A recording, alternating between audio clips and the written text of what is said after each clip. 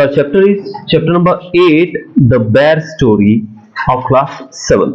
तो class 7th की English की बुक जो हमारी है An Alien Hand, उसका chapter number 8 The Bear Story हम पढ़ने जा रहे हैं. तो स्टार्ट करते हैं chapter. There was once a lady who lived in an old manor house on the border of a big forest. This lady had a pet bear she was very fond of. It had been found in the forest, half dead of hunger, so small and helpless that it had to be brought up on the bottle by the lady and the old cook. This was several years ago, and now it had grown up to a big bear. एक lady जो कि एक लकड़ी के घर में रहती थी, एक बड़े से जंगल के बॉर्डर पे, यानी कि उस पार जंगल था और वहां पर कॉर्नर में वो रहती थी. और उसके पास एक पेट बेयर था, भालू था, एक पेट. और जो भालू था वो उसको बहुत प्यार करती थी. वो भालू उसको मिला कहां से था पता है? एक दिन जब वो जंगल से गुजर रही थी तो जंगल में ये भालू जो था, छोटा सा एक बच्चा था उस समय ये, और अधमरा, भूख प्यास से अधमरा पड़ा हुआ था. ये लेडी उसको उठाकर अपने घर लाई. इस लेडी की जो कुक थी, जो घर पे खाना बनाने वाली जो कुक रहती है, उसने और इस लेडी ने मिलकर उस भालू के बच्चे को बोतल से दूध पिला के बड़ा किया. यानी कि वो भालू बहुत ही ज्यादा छोटा था, अब वो बहुत ही बड़े बेयर में बदल चुका था. छोटा बच्चे तो शायद छोटे ही होते हैं, भालू का बच्चा भी जब छोटा होता है बहुत छोटा होता है. अब वो एक बड़े लंबे चौड़े बेयर में बदल चुका था. This was several years ago, and now it had grown up to a big bear, so big and strong that he could have slain a cow and carried it away between his two paws if he had wanted to. But he did not want to. He was the most amiable bear who did not dream of harming anybody, man or beast. He used to sit outside his kennel and look with his small intelligent eyes most amicably at the cattle grazing in the field nearby. ये भालू अब इतना बड़ा हो चुका था कि अगर चाहे तो किसी बड़ी सी गाय या भैंस को ये मारकर अपने पंजों से उठाकर घसीटता हुआ ले जा सकता था. इनकी इतना पावरफुल हो गया था. लेकिन ये भालू बहुत ही समझदार था, एक घरेलू बन चुका था, एक पालतू जानवर था भी ये, और ये किसी इंसान को, किसी जानवर को नुकसान पहुंचाने का सोच भी नहीं सकता था.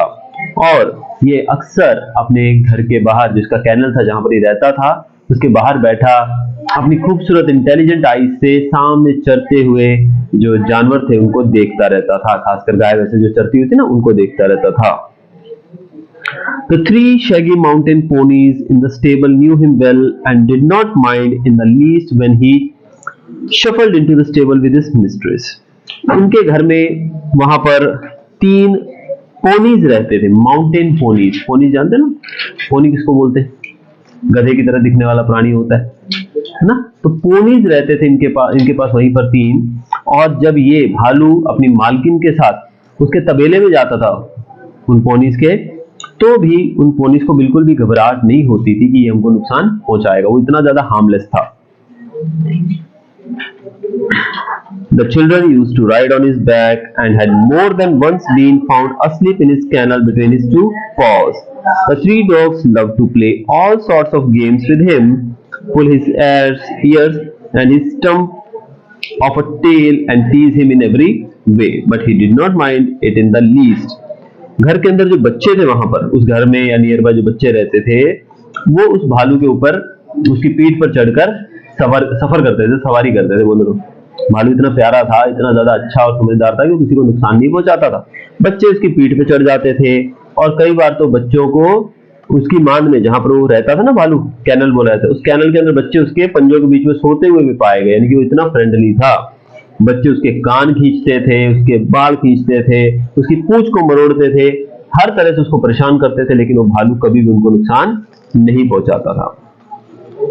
He had never tasted meat. He ate the same food as the dogs and often out of the same plate, bread, porridge, potato, cabbage, turnip. उसने कभी मीट का टेस्ट ही नहीं किया. वो वही खाना खाता था जो घर के डॉग्स खाते थे. घर के डॉग्स को क्या दिया जाता था, एक ही प्लेट में खाते थे वो सब मिलकर ही. ब्रेड, पोरिज, दलिया वगैरह, पोटैटो, कैबेज, टर्निप, शलगम आता है ना, वो सब चीजें वो खाता था. यानी कि वो पूरे तरीके से शाकाहारी था. He had a fine appetite and his friend, the cook, saw to it that he got to his fills. Bears are vegetarians if they have a chance, and fruit is what they like best. भालू जो होते हैं वो vegetarian रहते हैं अगर उनको रखा जाए तो, अगर उनको खाना नहीं मिले फिर तो कुछ भी खा जाते हैं, फिर तो इंसान को भी खा सकते हैं, लेकिन अदरवाइज वेजिटेरियन रहते हैं। इनको बेस्ट फ्रूट पसंद होते हैं। और ये जो भालू था इसका डाइजेशन बहुत अच्छा था। एपेटाइट मतलब पाचन तंत्र बहुत बढ़िया था, जितना भी खाओ तुरंत पच जाता था, फिर भूख लग जाती थी बच्चों की तरह। इसलिए इनका जो कुक था, जिसका दोस्त था, वो इसके खाने पीने का बहुत ही ध्यान रखता था, बराबर इसको खाना मिलता रहे इसकी पूरी वो ध्यान रखता था। In the autumn, he used to sit and look with wistful eyes at the ripening apples in the orchard, and in his young days, he had been sometimes unable to resist the temptation to climb the tree and help himself to a handful of them. Bears look clumsy and slow in their movement, but try a bear with an apple tree, and you'll soon find out that he can easily beat any schoolboy at that game. इनको fruit बहुत पसंद थे, और autumn season में जब ये पेड़ के नीचे बैठकर पके हुए एप्पल्स को देखता था तो ये अपने आप को रोक नहीं पाता था और तुरंत भागकर उस पेड़ पर चढ़ जाता था। हम सोचते हैं अक्सर भालुओं के बारे में कि भालू बहुत बड़ा जानवर होता है और बहुत धीरे धीरे चलता है। बोले नहीं, कभी एक बेयर को ट्राई करके देखो, वो एक स्कूल बॉय से तेजी से ऊपर चढ़ सकता है। स्कूल बॉय जितने टाइम ऊपर चढ़ेगा ना पेड़ पे, उससे कहीं पहले ही भालू चढ़ सकता है, यानी कि इतना ज्यादा फास्ट होता है एक्चुअल में।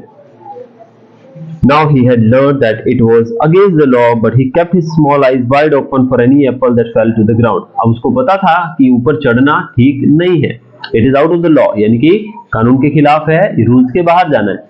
अगर ऊपर चढ़ोगे तो ये रूल्स के बाहर जाकर बात हो रही है। इसलिए वो क्या करता था, वो अपनी वाइड आंखें खोलकर देखता रहता था, और अगर ऊपर से कोई एप्पल गिरेगा तो उसको तो उठाना अलाउड होता ना, तो वो उसकी वेट करता रहता था। There had also been some difficulties about the beehives. He had been punished for this by being put on the chain for 2 days with a bleeding nose, and he had never done it again. उसको पता था कि वहां पर एक bee hive भी था। There had been also been some difficulties about the beehive. वहां पर बी हाइव, आपको पता है भालू को शहद बहुत पसंद होता है, तो वहां पर एक मधुमक्खी का छत्ता था और वो छत्ते को छेड़कर उसमें से शहद भी खाता था। एक बार उसने ऐसा किया तो पनिशमेंट के तौर पे उसको वहां पर चेन से 2 दिन तक बांधे रखा गया और उसकी नाक से खून बहता रहा। उसके बाद वो कभी उसने उस चीज को दोबारा रिपीट नहीं किया, यानी कि पनिशमेंट मिलने के बाद उसने दोबारा उसको रिपीट नहीं किया। Otherwise he was never put on the chain except for the night, and quite rightly so, for a bear like a dog is apt to get somewhat ill-tempered if kept on the chain, and no wonder। उसको कभी भी chain से बांधकर नहीं रखा जाता था।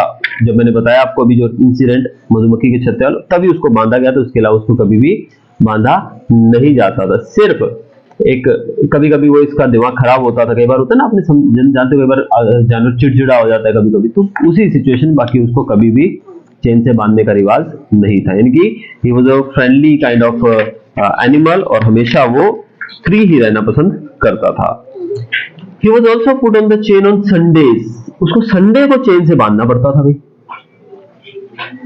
When his mistress went to spend the afternoon with her married sister who lived in a solitary house on the other side of the mountain lake, a good hour's walk through the dense forest, it was not supposed to be good for him to wander about in the forest with all its temptations.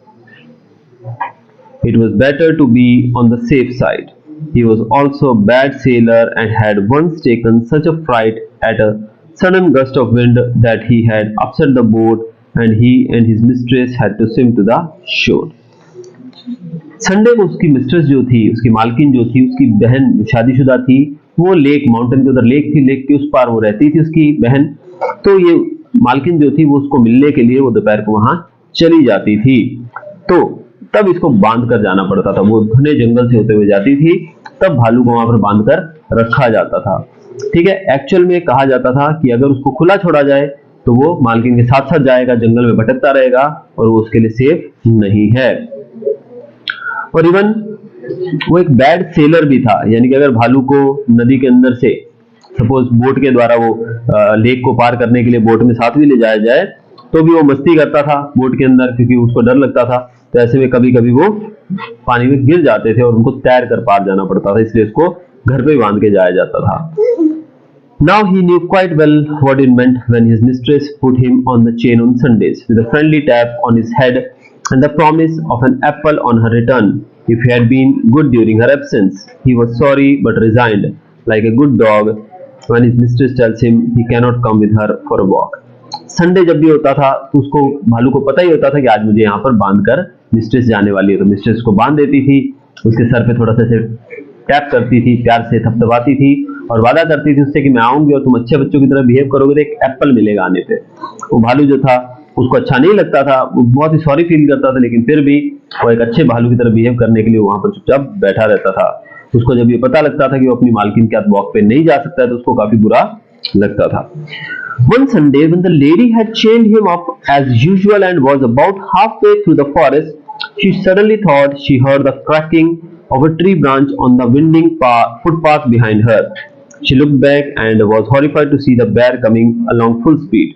Bears look as if they move along quite slowly, but they shuffle along much faster than a trotting horse. एक Sunday को हुआ क्या, मालकिन ने उसको chain से बांधकर घर पे छोड़ दिया और वो जंगल का आधा रास्ता पार कर चुकी थी, लेकिन अचानक से उसको पीछे कुछ आवाज सुनाई दी, जैसे पत्तों के कुचलने की आवाज। उसने मुड़कर देखा तो पीछे से एक तेज स्पीड से भागता हुआ एक भालू आ रहा। और भालू जो होते हैं हमको लगता है कि स्लो चलते हैं, लेकिन बहुत तेजी से, अगर आप यहाँ पे किसी भालू को देखो तो कब वो कहाँ पहुंच जाएगा यू कांट इमेजिन, बहुत स्पीड होती है उनकी। तो भालू अचानक से उसकी तरफ दौड़ता हुआ आ रहा था, एक तेज दौड़ते हुए घोड़े की तरह। In a minute he had joined her, panting and sniffing, to take up his usual place, dog fashion, at her heel. जल्द ही वो भालू जो था भागकर उसके करीब पहुंच गया, हाँफने लगा, उसको सूंघने लगा ऐसे करके, और उसके पैरों में बैठ गया, जैसे कुत्ते कैसे करते देखा ना, हमारे पैरों को सूंघते रहते हैं, वो उस तरीके से उसके पाँव को जैसे रियल में वो भालू करता था वैसे वो करने लगा। The lady was very angry. She was already late for lunch. There was no time to take him back home. She did not want him to come with her, and besides, it was very naughty of him to have disobeyed her. अब lady गुस्सा हो गई, ये भालू पीछे क्यों आ गया मेरे, आज तक कभी ऐसा नहीं हुआ, तो बहुत अच्छा भालू आज ऐसे कैसे आ गया पीछे। गुस्सा हो गई और वो ऑलरेडी लेट हो रही थी लंच के लिए अपनी बहन के घर जाने के लिए, इसलिए वो उसको साथ ले जाना नहीं चाहती थी, वापस जाने का टाइम नहीं है, इसलिए वो गुस्सा भी हो गई कि इसने मेरी आज्ञा का पालन नहीं किया, मेरी बात नहीं मानी। She told him in her severest voice to go back at once, menacing him with her parasol. He stopped a moment and looked at her with his cunning eyes, but did not want to go back and kept on sniffing at her. When the lady saw that he had even lost his new collar, she got still more angry and hit him on the nose with her parasol so hard that it broke in two. He stopped again, shook his head and opened his big mouth several times as if he wanted to say something. अब वो भालू जो था उसको lady ने कहा वापस जाने के लिए, उस औरत ने कहा कि तुम कहाँ चले जाओ, वापस चले जाओ, ठीक है, और उसको अपना उसके हाथ में पैरासोल छाता था, मैं भी उस छाते को दिखाते हुए बोला कि भागो इधर से, तो ठीक है, लेकिन भालू वापस जाने को तैयार नहीं था, वो फिर उसके पास पास आता रहा। लेडी ने देखा कि उसके गले से वो कॉलर जो होता है ना, पट्टा बांधते जो फालतू कुत्तों के बांधा होता है, वैसे पट्टा था उसके गले में, अब वो पट्टा भी नहीं था। मालकिन गुस्से होगी कि इसने अपना नया कॉलर भी खो दिया है। मालकिन ने जोर से वो छतरी उसके मुंह पे दे मारी। अब भालू जो था फिर भी नहीं भागा, वो अपना मुंह खोल रहा है, बार बार ऐसे ऐसे कर रहा है, अब ऐसा लग रहा है कि वो कुछ बोलने की कोशिश कर रहा है। Then he turned round and began to shuffle back the way he had come, stopping now and then to look at the lady till at last she lost sight of him. अब भालू मुड़ा और थोड़ा आगे चलने लगा, फिर बीच बीच में रुक के वो पीछे मुड़कर देखने लगा, फिर थोड़ा चलता, फिर वो पीछे मुड़कर देखता, तो धीरे धीरे वो लेडी जो थी उसकी आंखों से ओझल होती गई, यानी चली गई। When the lady came home in the evening, the bear was sitting in his usual place outside his kennel, looking very sorry for himself.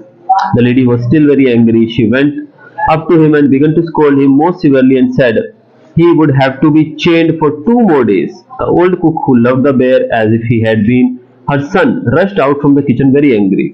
वो लेडी जब वापस आई, उसने देखा शाम को कि भालू जो था अपनी उसी जगह पर, जैसे फोटो में आप देख रहे हो, वो अपने कैनल के बाहर बैठा हुआ है, बंधा हुआ चेन से, तो भालू वही बैठा हुआ था। वो लेडी घर आके सीधा उसके पास गई, बोली कि तुमने आज मेरा पीछा करके बहुत बड़ी गलती की, अभी तुम्हें 2 दिन के लिए और बांध कर रखा जाएगा। कितने दिन के लिए? 2 दिन और।